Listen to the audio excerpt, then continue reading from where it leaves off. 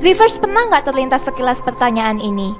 Sebenarnya kenapa sih ikan air tawar tidak bisa bertahan di air asin dan sebaliknya? Dilansir dari Seashell, ikan air tawar tidak dapat hidup di air asin karena anatomi tubuh mereka yang tidak sesuai dengan lingkungan tersebut. Kenapa bisa seperti itu? Yuk kita kenali konsep dasarnya dahulu. Konsentrasi garam yang tinggi pada suatu benda atau makhluk hidup akan menyerap konsentrasi rendah atau molekul air yang ada di sekitarnya. Hal ini juga disebut dengan peristiwa osmosis. Lalu, apa hubungannya peristiwa osmosis dengan ikan air tawar? Umumnya, ikan air tawar memiliki kadar garam yang lebih tinggi di tubuhnya dibandingkan dengan air tawar di sekelilingnya. Maka dari itu, tubuh ikan akan menyerap air di sekitarnya untuk mengatur kadar garam di dalam tubuh ikan agar seimbang. Lalu, bagaimana jika ikan air tawar dimasukkan ke dalam air asin?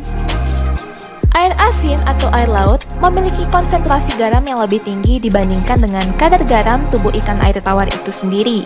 Alhasil, air asin di sekelilingnya akan menyerap molekul air di dalam tubuh ikan air tawar sehingga menyebabkan ikan mengalami dehidrasi. Dehidrasi ini menurunkan sirkulasi air pada ikan yang akhirnya menyebabkan kematian. Sebaliknya, jika ikan air laut yang memiliki kadar garam tinggi di tubuhnya dimasukkan ke dalam air tawar di mana kadar garamnya rendah, maka ikan air laut akan terus-menerus menyerap air di sekelilingnya secara berlebihan sehingga merusak organ dan menyebabkan kematian. Nah, maka dari itu, jangan ubah habitat masing-masing ikannya ya. Nanti ikannya kasihan karena tidak bisa hidup dengan baik.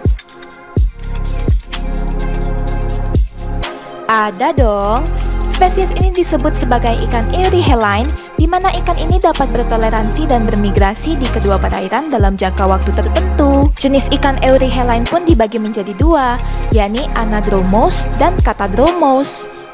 Ikan Anadromous lahir di air tawar, tetapi menghabiskan sebagian besar hidupnya di air laut, dan hanya kembali ke air tawar untuk bertelur. Contohnya ikan striped bass, sturgeon, dan salmon. Kalau ikan Catadromous hidup di air tawar tetapi masuk ke laut melalui sungai untuk bertelur. Contohnya belut Eropa atau European eel. Nah, sekarang sudah terjawab ya, mengapa mereka tidak bisa hidup di lingkungan yang berbeda. Semoga segmen kali ini bermanfaat. Jangan lupa di like, komen, dan juga share ke teman-teman kalian supaya mereka tahu ya Reverse. We'll see you guys in our next video. Bye-bye!